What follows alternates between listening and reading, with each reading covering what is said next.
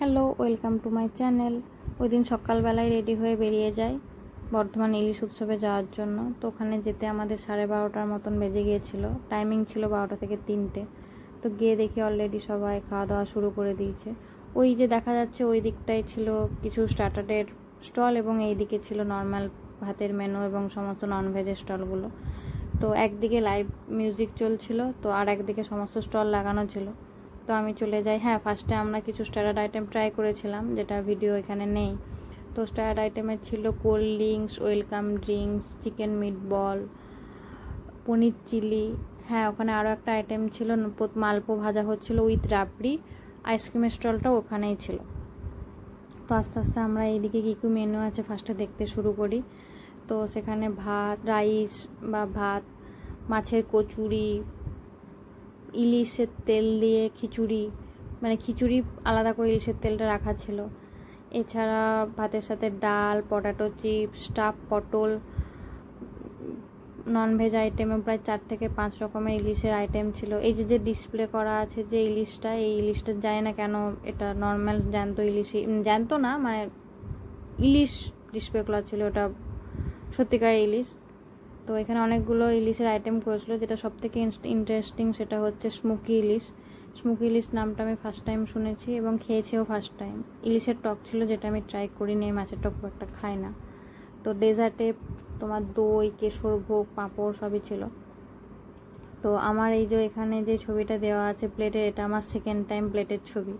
তো ফার্স্ট টাইমে আমি রাইস নিয়েছিলাম। তো এরপর শুরু করি যে ফার্স্ট টাইম প্লেটে অল্প অল্প করে নেওয়ার জন্য। এটা ছিল মাছের পুর দিয়ে কচুরি। তো মাছের কচুরিটা খেতে সত্যিই ভালো ছিল। হ্যাঁ, পুরটা ইলিশ মাছেরই ছিল। এরপর অল্প রাইসটা খুব সুন্দর সেদ্ধ হয়েছিল এবং সুন্দর রাইস যেমন নর্মালি খেতে হয় সুন্দর। ঝিঙে ভর্তাটা আমি ফার্স্ট টাইম ট্রাই করলাম। ঝিঙে ভর্তা আমি এখনও খাইনি। তো ঝিঙে ভর্তাটা খেতে ভালো ছিল। কচুর শাক আমি আগে খেয়েছি, তবে এই রকম কচুর শাকের টেস্ট আমি খাইনি, বাট কচুর শাকটা খেতে খুব সুন্দর ছিল। এরপর ডাল, ভাতের সাথে অল্প মুগ ডাল, পটাটো চিপস, এগুলো তো ভাতের সাথে একটুখানি লাগবেই। পটাটো চিপসটা একটু ঝাল ছিল। তো স্টাফ পটলটা আমি এই প্লেটে নেওয়া হয়নি, স্টাফ পটলটা সেকেন্ড প্লেটে নিয়েছিলাম। ওটার মধ্যে ইলিশের পুর দিয়ে করেছিল, খেতে খুব সুন্দর ছিল। তো এরপর ইলিশের একটা একটা করে আইটেম শুরু করি। ইলিশের প্রথমেই ছিল ইলিশের পাতুরি। ইলিশের পাতুরিটা একটু আমার মোটামুটি লেগেছে, একটু তেলের ঝাঁঝ ছিল। বাদ বাকি ইলিশের আইটেমগুলোর মধ্যে যেগুলো ছিল গন্ধরাজ ইলিশ, বরিশাল ইলিশ, এগুলো খেতে খুবই সুন্দর ছিল। গন্ধরাজ ইলিশটা আলাদা রকম সুন্দর খেতে, বরিশাল ইলিশটা খুব সুন্দর।